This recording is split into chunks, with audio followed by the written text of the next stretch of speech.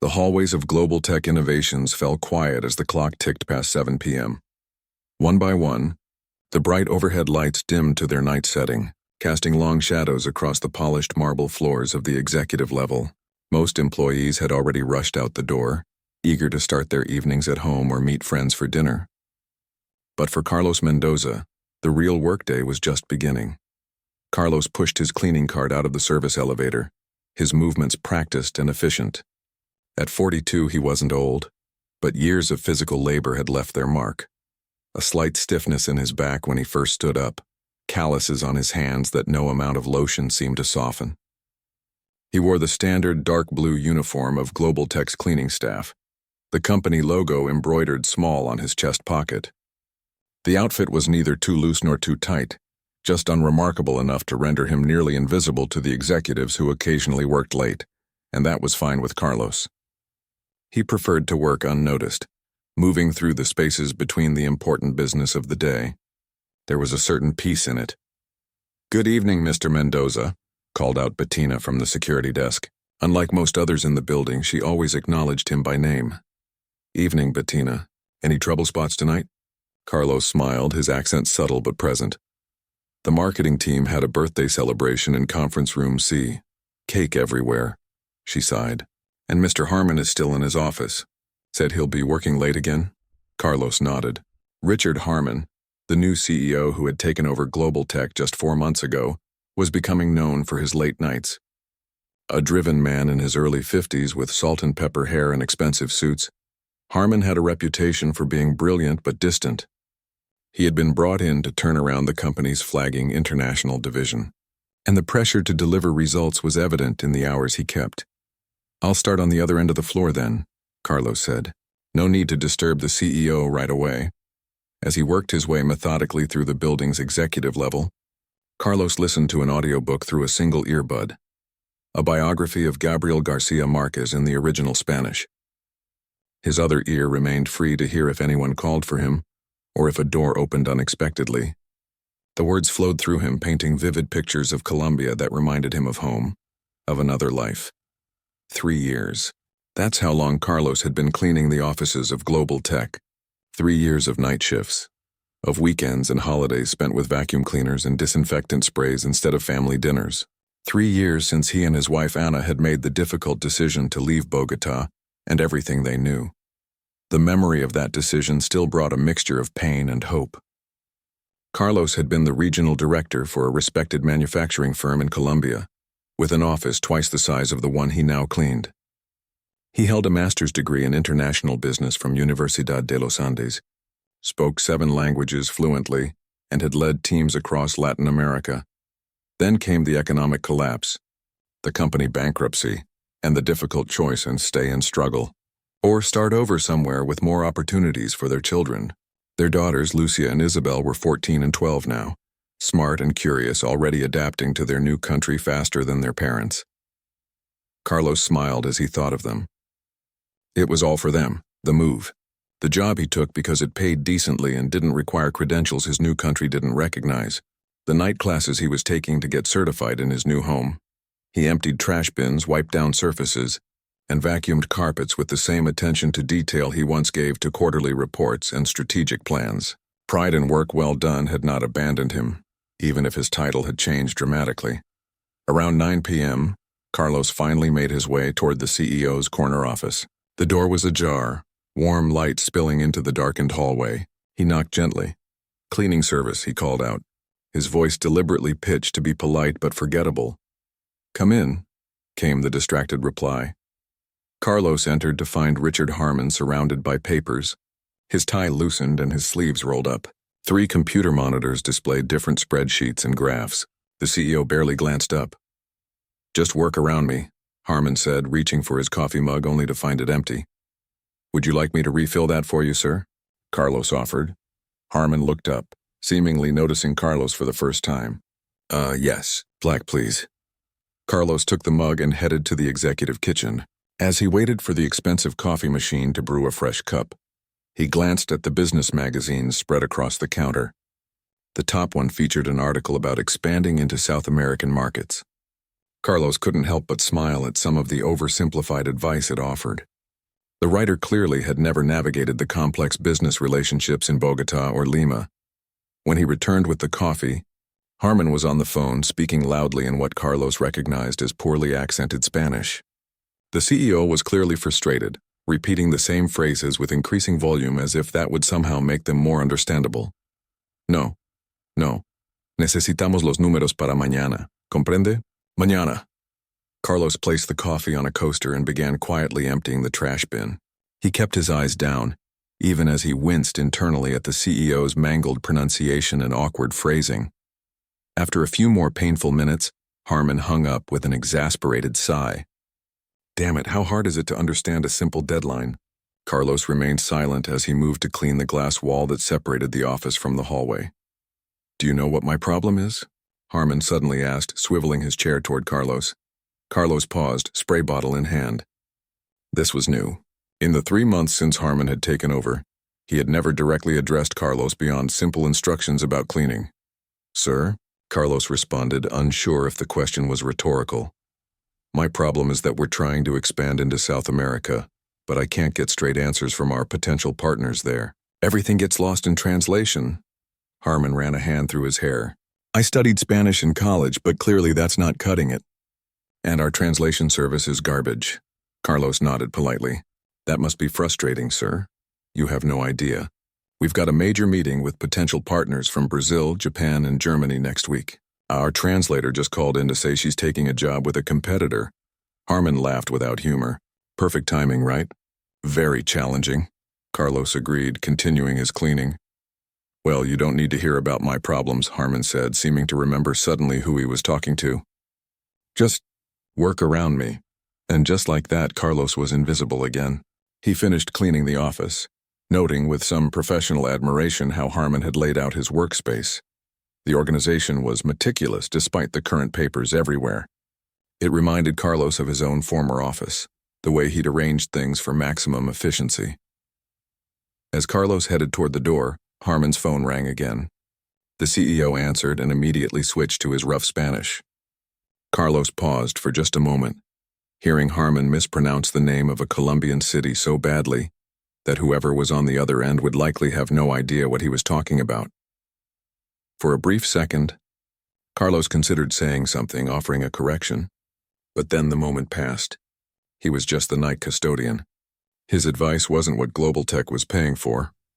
Later that night, as Carlos finished his shift and headed toward the bus stop, he called Ana. It was their nightly ritual. He would call as he waited for the 1 a.m. bus, and she would be just waking up to get ready for her early morning shift at the hospital where she worked as a cleaner. How was work? She asked after telling him that the girls were both sleeping soundly. The same, Carlos replied, watching his breath fog in the cold night air. The CEO was there again working late. The one who never looks at you? He actually spoke to me tonight. About business problems. Did you tell him you could solve them? Ana teased, but there was a hint of genuine curiosity in her voice. Carlos laughed softly. And say what? Excuse me, Mr. CEO, but before I empty your trash, let me tell you about my thoughts on your South American market expansion strategy. They both chuckled, but the laughter faded quickly. Someday, Ana said, the word carrying the weight of all their shared hopes. Someday, Carlos agreed. I just need to finish the certification program. Then I can apply for positions more suited to my experience. As the bus approached, its headlights cutting through the darkness, Carlos thought about Richard Harmon, alone in his big office, struggling with languages and cultural nuances that Carlos navigated effortlessly. It was almost funny, in a way that wasn't really funny at all. I love you, he told Ana. Kiss the girls for me when they wake up. We love you too, she replied. Tomorrow will be better. Carlos boarded the near-empty bus, nodding to the driver who, like him, worked while the rest of the city slept. As the bus pulled away from Global Tech's gleaming headquarters, Carlos closed his eyes. In his mind, he was already rehearsing German vocabulary. After all, the CEO had mentioned a meeting with German clients next week. One never knew when such knowledge might become useful. The following week brought unseasonably heavy rain to the city, turning the evening commute into a soggy mess of traffic jams and overcrowded buses. Carlos arrived at Global Tech 10 minutes late, his uniform slightly damp despite his umbrella. He hurried through the employee entrance, nodding apologetically to Bettina at the security desk. "Don't worry about it," she said, waving away his concerns. Half the day shift couldn't make it in at all. The CEO's been stomping around like a bear with a thorn in its paw. Carlos raised his eyebrows. Bad day? The worst. That big international meeting got moved up to tonight because of some scheduling conflict. Started about an hour ago in the main conference room. She lowered her voice. And from what I heard, their new translator isn't working out so well.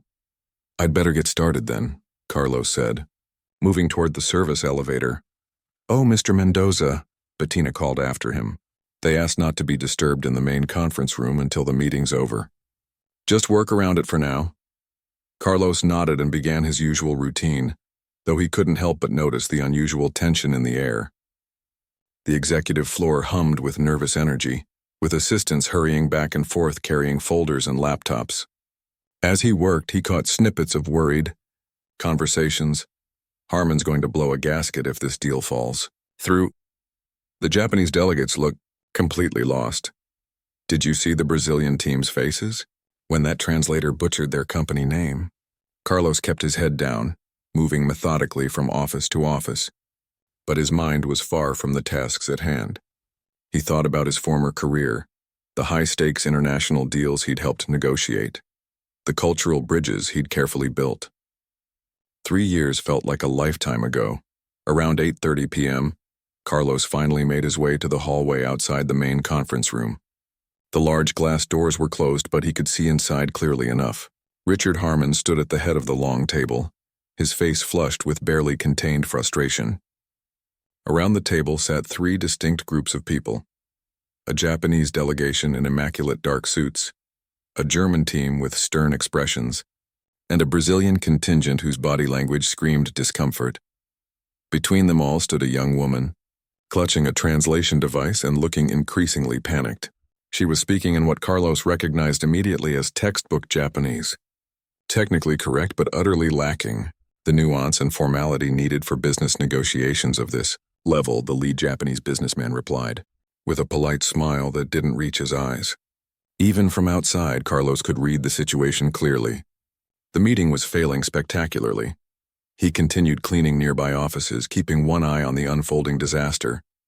Through the glass, he watched as the young translator struggled to keep up with rapid-fire German technical terms. The Germans exchanged glances, their patience visibly thinning. One tapped his expensive watch pointedly. Carlos winced as he heard her mistranslate a key Brazilian negotiating point, turning what should have been a straightforward contract discussion into what sounded like an unreasonable demand. The lead Brazilian businessman leaned back in his chair, arms crossed defensively. Richard Harmon called for a 15-minute break, and the groups filed out separately, heading for different corners of the floor. The CEO remained in the conference room, his head in his hands. The young translator stood nearby, fighting back tears as she frantically flipped through electronic dictionaries on her tablet. Carlos hesitated. This wasn't his problem. This wasn't his company anymore. He was just the night custodian, invisible and unimportant in the grand scheme of Global Tech's business dealings. And yet, he remembered his daughter's faces as he'd left for work that evening. Lucia had been helping Isabel with her science project, both of them hunched over textbooks at the small kitchen table. "Papa, when can we get a bigger apartment?" Isabel had asked innocently. "Tina's family has a whole house and they just came here last year too." Carlos had kissed her forehead and promised, "Soon, just a little longer." With a deep breath, Carlos pushed his cleaning cart toward the conference room and knocked gently on the open door. Richard Harmon looked up, irritation flashing across his face. "Not now," he snapped. "I'm sorry to disturb you, sir," Carlos said, his voice steady despite the hammering in his chest. "I couldn't help but notice your meeting seems to be having some communication difficulties." The CEO's eyes narrowed. "And?" Carlos straightened his shoulders. "I may be able to help. Unless you happen to speak Japanese." "German and Portuguese fluently, I doubt it," Harmon said, turning back to the papers scattered across the table. "Actually, sir, I do." The words hung in the air between them. Harmon slowly looked up, really seeing Carlos for perhaps the first time. "Excuse me?" "I speak 7 languages fluently, including Japanese, German, and Portuguese," Carlos said simply. as well as English, Spanish, French, and Mandarin. Harmon stared at him, disbelief written across his features. "You're the janitor, custodian," Carlos corrected gently. "But before that, I was the regional director for international operations at Construcciones Modernas in Bogotá. I have a master's degree in international business from Universidad de los Andes." The young translator looked between them, confusion and hope battling on her face. Harmon stood up slowly. "Is this some kind of joke?" "No joke, sir." Carlos switched to perfect formal Japanese. "I would be honored to assist Global Tech in facilitating meaningful communication with your esteemed guests." Then to flawless, business-level German. Technical precision is often lost in translation, especially when discussing proprietary technologies. Finally, to warm, colloquial Portuguese with a hint of the São Paulo accent of the Brazilian delegates. Sometimes the best deals are made when both sides truly understand not just the words, but the intentions behind them. The young translator's mouth fell open. Richard Harmon's eyes widened as understanding dawned. "Why are you working as a custodian?" he asked finally. Carlos smiled faintly. "That's a longer conversation, sir. But right now your guests are returning, and you have about 30 seconds to decide if you want my help." Harmon looked through the glass walls. The delegations were indeed heading back, their body language suggesting they were ready to cut their losses and end the meeting. "What's your name?" "Your full name?" Harmon asked quickly. "Carlos Mendoza, sir." "All right, Carlos Mendoza," Harmon said, making a split-second decision. "Let's see what you can do."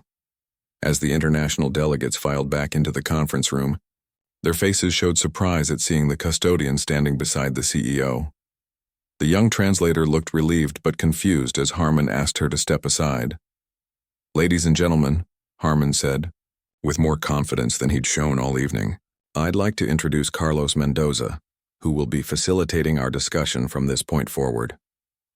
The Japanese delegation exchanged skeptical glances. The lead German businessman frowned deeply. The Brazilians looked confused. Carlos took a deep breath and bowed respectfully to the Japanese contingent. In perfect, formal Japanese, he introduced himself and apologized for the earlier confusion, adding a cultural reference to saving face that made the lead Japanese businessman's eyebrows rise in surprised appreciation. He then turned to the Germans and, in crisp technical German, clarified the specific engineering points that had been mistranslated earlier.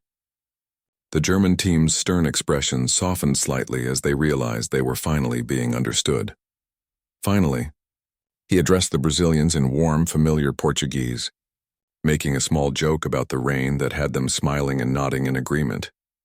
Within minutes, the entire atmosphere in the room had changed. Carlos moved smoothly between languages, not just translating words but adapting tone, formality, and cultural references for each group.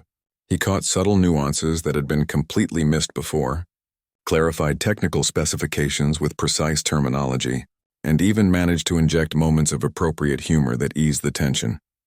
Richard Harmon watched in amazement as Carlos navigated the complex negotiations with the skill of a seasoned diplomat.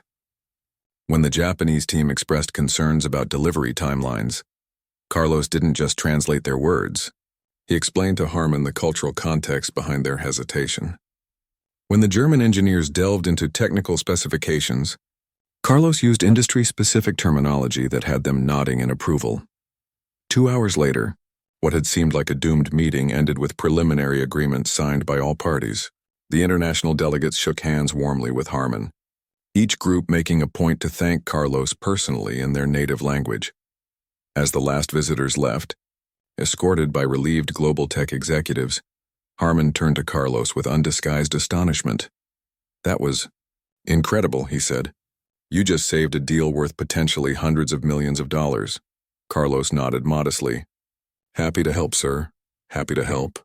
Harmon repeated incredulously. "Do you have any idea what just happened?" Those people were ready to walk out.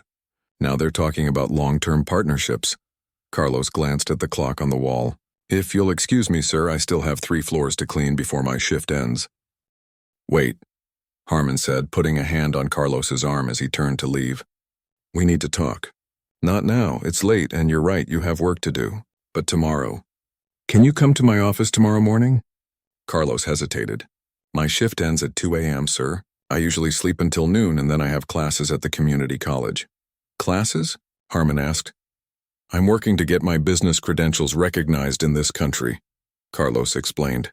It's a complicated process. Harmon shook his head slowly as if trying to reconcile the skilled negotiator he'd just witnessed with the man in the custodian's uniform.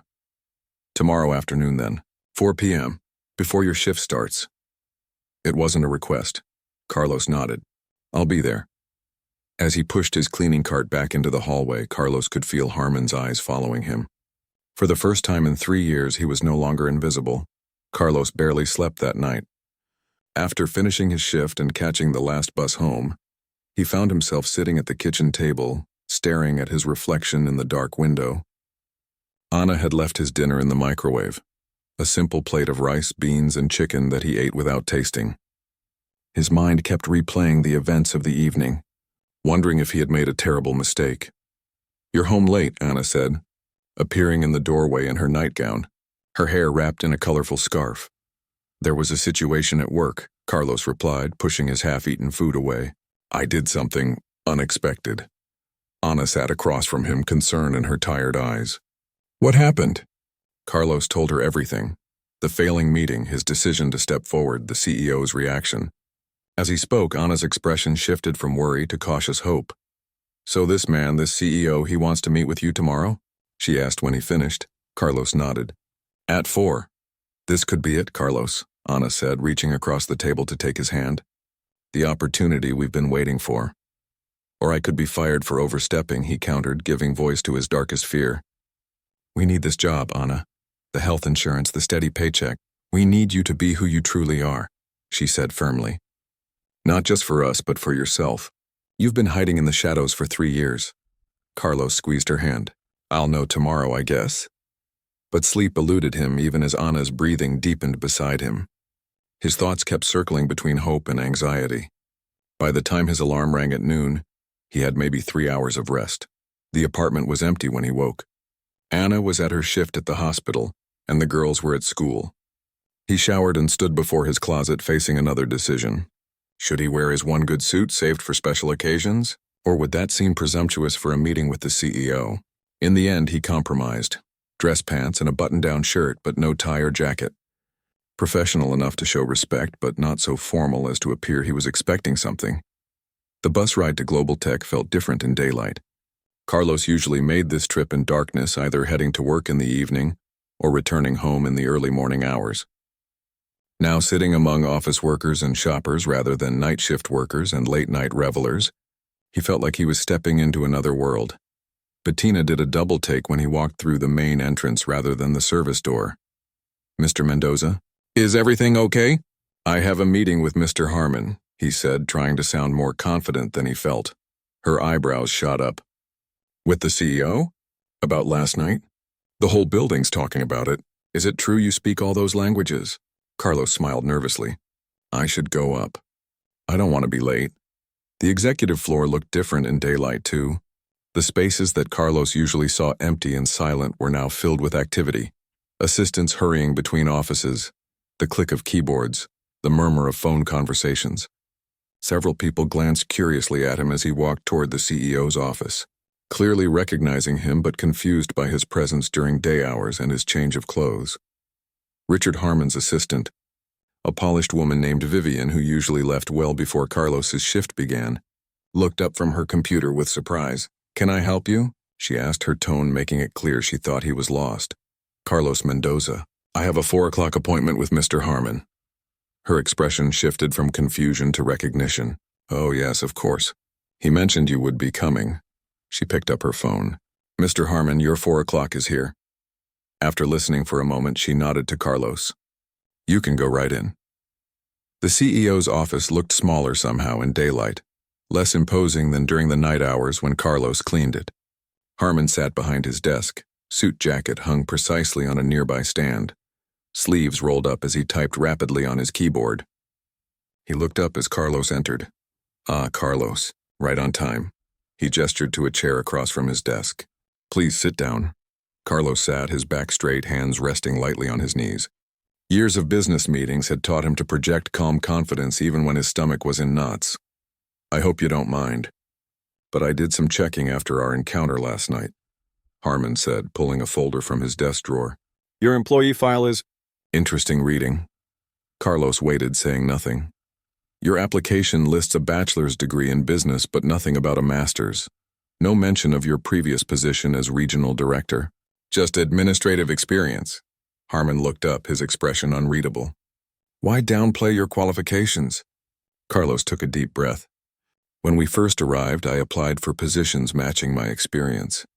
Dozens of them. But without U.S. credentials or references, I never even got interviews. After 3 months of rejections, we were running out of savings. I needed a job, any job. When I applied here, I thought mentioning my full background would make me seem overqualified for custodial work." Harmon nodded slowly. "And the languages?" "7 of them, you said? My mother was Japanese, my father Colombian. I grew up speaking both at home, plus English at the international school I attended. The others I learned through work and study. In my previous position, I dealt with clients across Europe and Asia. So last night, when you stepped in, I heard the mistranslations from the hallway," Carlos explained. "I could see the deal falling apart. I just wanted to help." Harmon leaned back in his chair, studying Carlos with new eyes. "You did more than help. You saved a deal worth potentially hundreds of millions of dollars." He paused. "The Japanese team called this morning. They specifically asked that you be present for all future negotiations." Carlos felt a flutter of hope in his chest but kept his expression neutral. "I'm glad I could be of assistance." "Of assistance," Harmon repeated with a short laugh. "That's quite an understatement." He closed the folder and leaned forward. "Carlos, I'm going to be direct. Global Tech needs someone with your skills, not emptying trash bins at night, but helping us navigate international waters during the day." The flutter in Carlos's chest grew stronger. "What exactly are you proposing, Mr. Harmon?" "I want to offer you a position in our international business development team, starting immediately." Harmon slid a document across the desk. "This is just a preliminary offer, subject to HR's formal process. But I wanted you to see we're serious." Carlos looked down at the paper, his eyes widening slightly at the salary figure. More than 5 times what he currently earned as a custodian. For a moment he couldn't speak. "I understand this is sudden," Harmon continued. "You'll need time to think about it, discuss with your family." "I accept," Carlos said quietly. Harmon blinked. "Just like that? Don't you want to negotiate terms? Benefits, title?" Carlos smiled faintly. "Mr. Harmon, for 3 years I've cleaned offices at night so my daughters could have a better future. I've watched my wife work double shifts at the hospital while studying for her nursing certification. I've taken night classes to get my credentials recognized in this country." He tapped the paper. "This is more than generous, and the opportunity to work in my field again." His voice caught slightly. "That's something I can't put a price on." For the first time, Harmon's business-like demeanor softened. "I have to ask, how does someone with your qualifications end up cleaning offices? Surely there were other options." Carlos hesitated, then decided on honesty. "When we immigrated, we had limited options. My credentials weren't recognized here. We needed health insurance for our daughters. The night custodian position offered that, plus stability. Many immigrants face this reality. Doctors driving taxis, engineers working construction, professors waiting tables." He shrugged. "We do what we must for our families." Harmon nodded slowly, a new understanding in his eyes. "Well, that ends now. For you, at least." He stood and extended his hand. "Welcome to the executive team, Mr. Mendoza." Carlos stood and shook the offered hand firmly. "Thank you for this opportunity." "Don't thank me yet," Harmon said with a wry smile. "The Japanese delegation is returning next week with their full team. The Germans want a technical demonstration of our new systems, and the Brazilians are sending their legal department to go over contract details. Your first weeks will be baptism by fire." "I'm ready," Carlos said simply. As he left the office, several curious faces turned his way. Vivian, the executive assistant, gave him a puzzled smile. "Will you be returning this evening, Mr. Mendoza?" "No," he replied, the word feeling strange and wonderful on his tongue. "Not as the custodian, at least." On the bus ride home, Carlos called Anna. When she answered, the sounds of the busy hospital echoed in the background. "How did it go?" she asked immediately, her voice tense with hope and worry.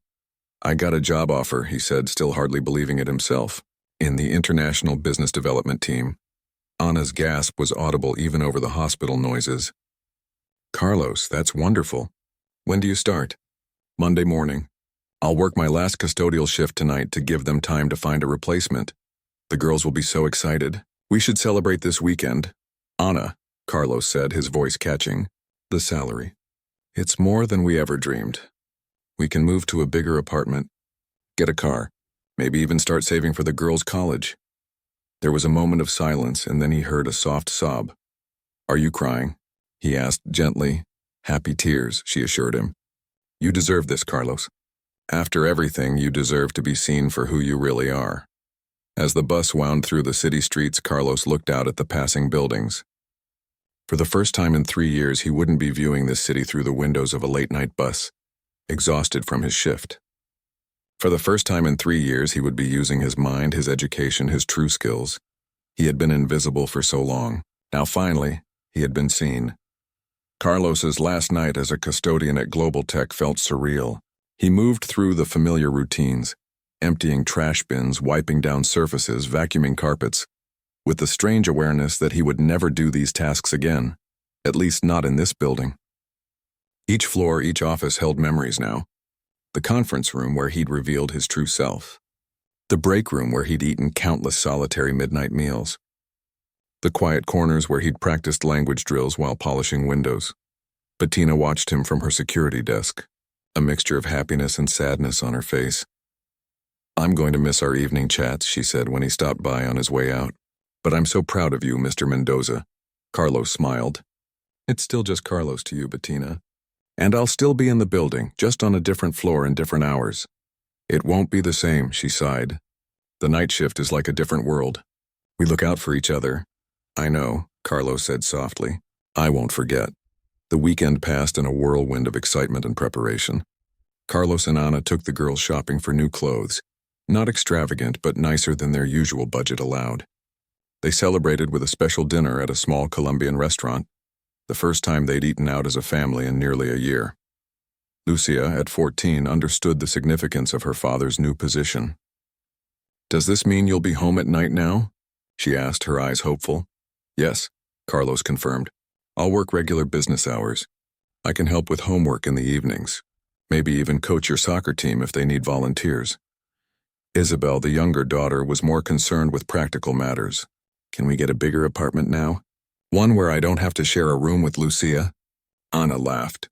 Not immediately, but soon. We need to be smart with this blessing. Pay off some debts first, build some savings. Carlos watched his family, their faces animated with new possibilities, and felt a weight lifting from his shoulders. For 3 years he had carried the burden of knowing he could do more, be more, provide more, if only given the chance. Now that chance had finally arrived. Monday morning found him standing before his closet again, this time with Anna beside him. She straightened his tie, his only good one, purchased for special occasions, and brushed an invisible speck from his shoulder. You look like the executive you are, she said proudly. Carlos took a deep breath. I'm nervous, he admitted. What if they expect too much? What if I've forgotten how to do this kind of work? Anna took his face in her hands. You haven't forgotten anything. You've been preparing for this moment every day for 3 years. Studying, practicing languages, keeping up with international business news. You're ready. The bus ride to Global Tech felt different again. This time he was among the morning commuters, briefcase in hand instead of a lunch cooler, wearing a suit instead of a uniform.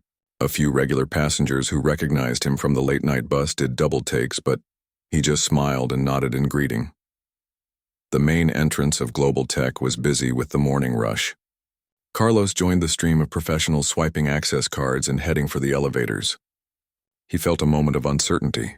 Should he use the service elevator out of habit? Before firmly pressing the button for the executive floor, Richard Harmon was waiting when the elevator doors opened, as if he'd been watching for Carlos's arrival. Right on time, the CEO said, extending his hand. Ready for your first day? Absolutely, Carlos replied, sounding more confident than he felt. Good, because we're throwing you straight into the deep end. Harmon started walking, gesturing for Carlos to follow. The Japanese team arrives tomorrow. Before they get here, you need to review all our previous correspondence, get up to speed on the technical specifications they're interested in, and prepare a proper cultural briefing for our team. Carlos lengthened his stride to keep up. I'll need access to the file history and the current proposal drafts. Already arranged? And you'll need this. Harmon handed him an access card with Carlos's photo. They must have taken it from his employee file, and the words, Carlos Mendoza, International Business Development Manager, printed below. Manager. Not coordinator or assistant, but manager. Carlos stared at it for a moment before clipping it to his jacket pocket. Your office is this way, Harmon continued, leading him down a corridor Carlos had cleaned hundreds of times. It's not huge, but it has a window. We had to move quickly to get it ready. They stopped at a door that until last week had belonged to a mid-level marketing executive who'd been transferred to the West Coast office. Carlos had emptied the man's trash bin every night for months. Thank you, Carlos said, not knowing what else to say as Harmon opened the door to reveal a modestly sized but nicely appointed office with a desk, computer, small conference table, and yes, a window overlooking the city. Don't thank me, Harmon said bluntly. This isn't charity. We need your skills and we're paying for them. I expect results. He checked his watch. Staff meeting in 30 minutes. Conference room B, Vivian will come get you. And with that, he was gone, leaving Carlos standing in his new office, his office, trying to process the surreal turn his life had taken. The morning passed in a blur of introductions, system logins, and information overload.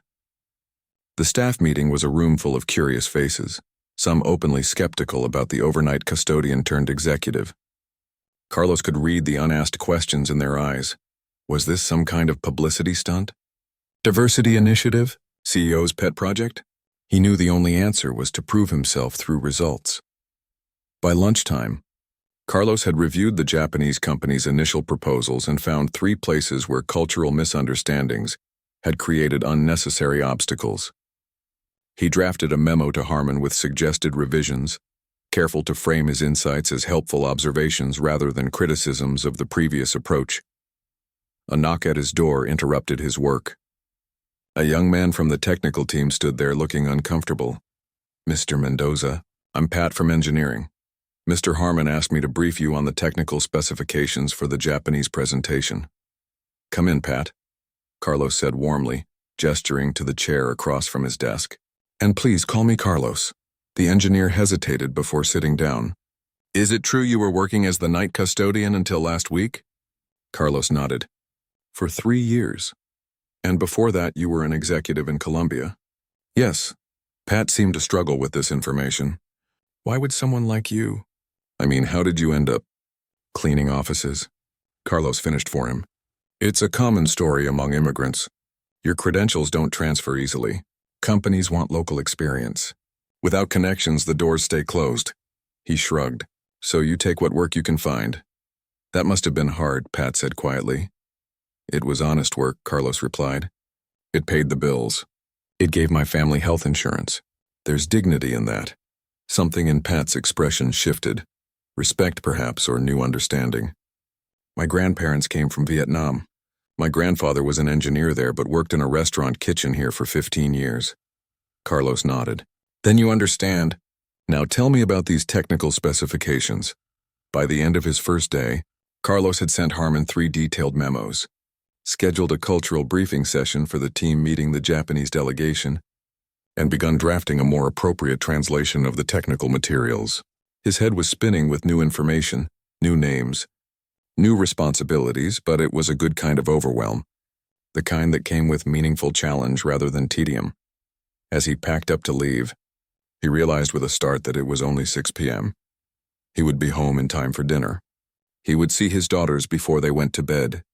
The simple normalcy of it almost brought tears to his eyes. The office had mostly emptied out when Harmon appeared in his doorway. Your memos were impressive, the CEO said without preamble, especially the point about the Japanese company's concerns about long-term maintenance contracts. None of our people caught that subtext. Thank you, Carlos replied. Cultural context is often as important as the literal translation. Harmon nodded, then hesitated uncharacteristically. I've been thinking about what you said, about immigrants with valuable skills doing jobs far below their qualifications because their credentials aren't recognized. Carlos waited, sensing there was more. We have 26 people on our custodial staff, Harmon continued. Night and day shifts combined. I wonder how many of them have stories like yours. Probably more than you'd expect, Carlos said carefully. Not everyone has the specific skills global tech needs, of course. But many immigrants have education and experience that goes unrecognized. Harmon seemed to consider this. I've asked HR to put together a skills and education survey for all our support staff. Voluntary, anonymous if they prefer. But I want to know what talent we might be overlooking. He straightened. Anyway, good work today. The Japanese delegation arrives at 10 tomorrow. Be ready. I will, Carlos promised. As he rode the bus home, the early evening bus, filled with commuters reading books or scrolling through phones, Carlos thought about his fellow night custodians. How many of them had hidden talents, forgotten careers, unused degrees? How many were waiting for their own moment to be seen? When he walked through the door of their apartment, the smell of Anna's cooking filled the air and the sound of his daughter's voices made his heart swell. They looked up in surprise when he entered. Papa? You're home already? Isabel exclaimed, running to hug him. This is when regular people come home from work, he explained, lifting her up despite her growing size. And now I'm a regular person again. Lucia approached more slowly, her teenage dignity at war with her obvious happiness. How was your first day as a boss? She asked. Carlos set Isabel down and opened his arms to include his older daughter in the embrace. I'm not really a boss yet, he corrected gently. But it was a good day. A very good day. Anna watched from the kitchen doorway, her eyes shining. Welcome home, she said simply. And for the first time in 3 years, Carlos truly felt like he was. 6 months passed in a whirlwind of meetings, presentations, and international calls. Carlos thrived in his new role, quickly becoming an essential part of Global Tech's international team. The deals with the Japanese, German, and Brazilian companies had all closed successfully, bringing in millions in new revenue. Carlos had since helped expand relationships into 3 additional markets, drawing on his language skills and cultural knowledge. Spring had turned to summer, and summer was now fading into early fall. Carlos sat in his office, a larger one now with room for a proper conference table and a view of the city park, reviewing quarterly reports. A knock at his door made him look up. Got a minute? Richard Harmon asked, leaning against the doorframe. Of course, Carlos replied, setting aside his work. The CEO had changed over these months too. He still drove himself and his team hard, still expected excellence. But there was a new thoughtfulness to his leadership, a willingness to consider perspectives he might once have overlooked. Harmon sat across from Carlos and placed a folder on the desk between them. The results of that support staff survey I mentioned back when you started. Remember? Carlos nodded. How could he forget? It had been his first day in his new position. Took HR forever to compile the data, follow up with interviews, verify credentials, Harmon continued. But the results are, well, see for yourself. Carlos opened the folder and began reading. The statistics were remarkable. Among Global Tech's custodial, cafeteria, security, and maintenance staff, 14 had bachelor's degrees from their home countries. 8 had master's degrees. 3 had medical training, 1 former doctor, 2 nurses. 22 spoke at least 2 languages fluently. 17 had held management positions before immigrating. I had no idea the numbers would be this high, Carlos said, looking up from the report. Neither did I, Harmon admitted. We've been sitting on a gold mine of talent and didn't even know it. He tapped the folder. Keep reading. The last page is the interesting part. Carlos turned to the final page, which outlined a new company initiative called Hidden Talents. The program would create pathways for support staff with relevant skills to transition into appropriate professional roles within the company. It included credential recognition assistance, mentorship opportunities, and flexible schedules to accommodate additional training if needed. You're implementing this? Carlos asked, impressed. Harmon nodded. Effective next month. Board approved it yesterday, and they want you to oversee it. Me? Carlos was stunned. But I already run the international development team, and you'll continue to do that. This would be an additional responsibility, with appropriate compensation adjustment, of course. Harmon leaned forward. Carlos, no one in the company understands this situation better than you do. You've lived it. You know what these people need to succeed. Carlos felt the weight of the opportunity. How many positions are we talking about? Initially, we've approved transitions for 5 people whose skills match immediate company needs. A former systems engineer from Iran currently working in maintenance. An accountant from Ukraine working in the cafeteria. A few others. Harmon smiled slightly, including a night custodian from the Philippines with a background in graphic design. Apparently, he's been secretly redesigning our terrible internal communications templates in his spare time. Carlos laughed. Let me guess, everyone's been wondering who's been fixing those awful PowerPoint slides. Exactly. If the program proves successful, we'll expand it next year. Harmon stood. Think about it. Let me know by Friday. After Harmon left, Carlos sat back in his chair, memories washing over him. 6 months ago, he had been emptying these same office trash bins. Invisible to the executives working late. Now he was being asked to help others make the same journey. That evening, as Carlos rode the bus home, he still took public transportation, despite being able to afford a car now. Some habits of frugality were hard to break. He thought about how much had changed. They had moved to a larger apartment in a better school district. Anna had reduced her hours at the hospital to focus on completing her nursing certification. The girls were thriving. Lucia had joined the school debate team, while Isabel was showing real talent in her science classes. When he walked into their apartment, the usual chaos of family life greeted him. Backpacks and shoes scattered in the entryway, homework spread across the dining table, the sound of music coming from the girls' rooms. But there was something different tonight. Voices in the kitchen, laughter. "We're in here," Anna called out when she heard the door. Carlos found his wife in the kitchen with another woman he recognized as Diane, one of the night custodians from Global Tech. They sat at the small kitchen table, papers spread between them. "Carlos, you remember Diane?" Anna said. "She's helping me study for my nursing exam." "Of course," Carlos said, extending his hand. "It's good to see you outside of work." Diane smiled, a bit shyly. "When Anna mentioned she was studying for the RN exam, I offered to help. I was a nurse for 8 years back home in the Philippines." Carlos looked between the two women, understanding dawning. "You were a nurse?" Diane nodded. "But my credentials aren't recognized here without additional courses and testing. So I clean offices at night and study when I can afford the classes." Anna squeezed the other woman's hand. "Diane has been an amazing help. She explains things so much better than my textbooks." Carlos thought about the folder sitting in his briefcase about Harmon's offer. "Diane, would you have a few minutes to talk after you're done here? There's something I'd like to discuss with you."